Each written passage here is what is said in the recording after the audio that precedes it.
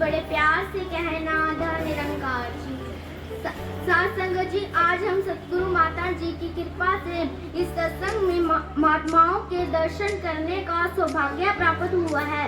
ऐसे ही संतों के दर्शन होते रहे।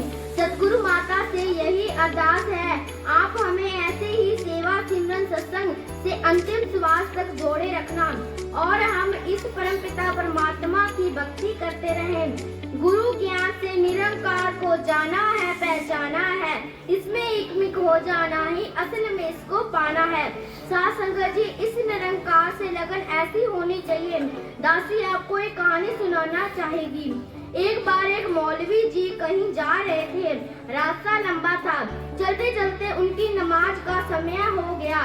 उन्होंने रास्ते में ही चटाई बिछाई और नमाज अदा कर ही रहे थे कि उनके आगे से दौड़ती दौड़ती लैला अपने प्रेमी मजनू को पुकारते हुए नजर गुजर गई। मौलवी साहब को इस लड़की की इस हरकत पर बहुत गुस्सा आया। नमाज के पश्चात उन्होंने लड़की को बुलावा भेजा।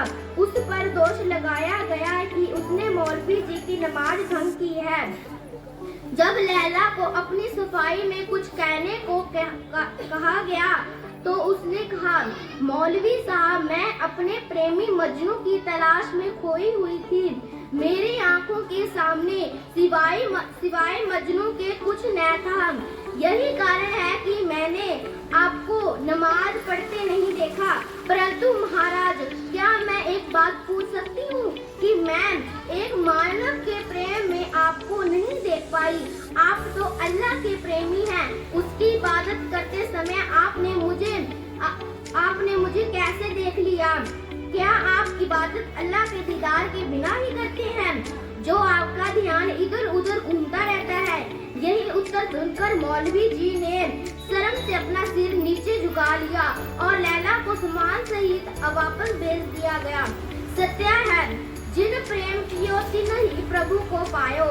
प्रेम कोई कल्पना नहीं, अपने प्रीतम को जानने के पश्चात उसके अस्तित्व को खोकर उसी का रूप बन जाने का नाम है। सच्ची लगन ही प्रेमा भक्ति की पहली सीढ़ी है। प्रभु को जानने के पश्चात सच्चे मन से प्रभु की आराधना के द्वारा आनंद की प्राप्ति ही इंसान के जीवन की मंजिल है। साथ संगत जी, ऐसी लगन हो हमारी इस परमपिता परमात्मा से ही हम इसमें एकमिक हो जाएं। आओ साथ संगत, सतगुरु माता से यही प्रार्थना है कि आप जी जैसा जीवन बनाना चाहते हो वैसा जीवन बन पाए। यही अरदास तो जी प्यार से कहना धन निरंकार जी। तो साथ जी बड़े प्यार